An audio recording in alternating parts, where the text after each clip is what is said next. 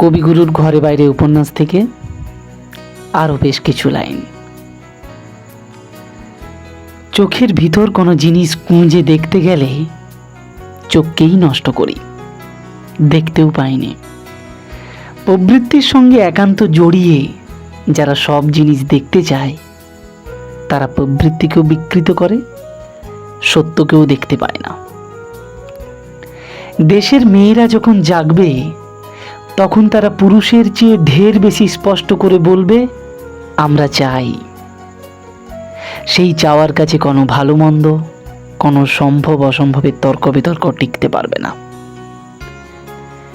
দেশের নামে যারা ত্যাগ করবে তারা সাধক, কিন্তু দেশের নামে উপদ্রব যারা করবে তারা শত্রু। তারা স্বাধীনতার গোড়া কেটে স্বাধীনতার আগায় জল দিতে চায়। পৃথিবীতে যারা সৃষ্টি করতে এসেছে তারা সত্যকে মানে না, তারা সত্যকে বানায়।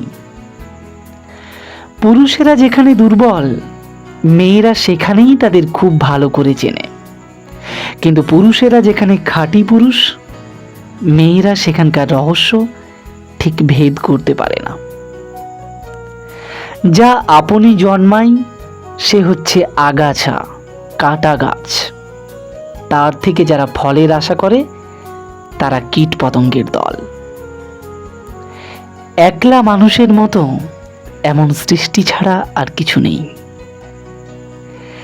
যে কাজকে সত্য বলে শ্রদ্ধা করি তাকে সাধন করবার জন্য মোহকে দলে টানা চলবে না।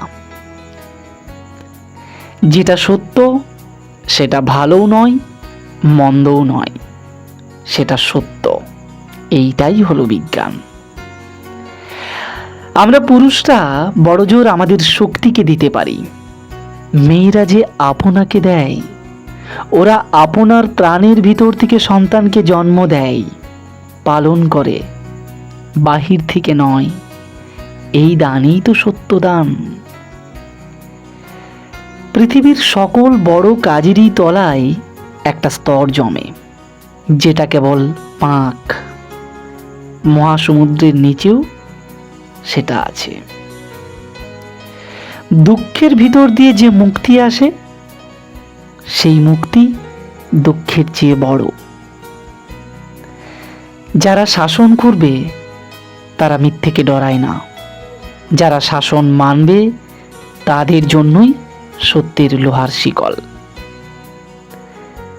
মোহকে ভাঙবার জন্যই দেবতা, রাখবার জন্যই অপদেবতা। প্রতিভা তর্ক করে না, সৃষ্টি করে।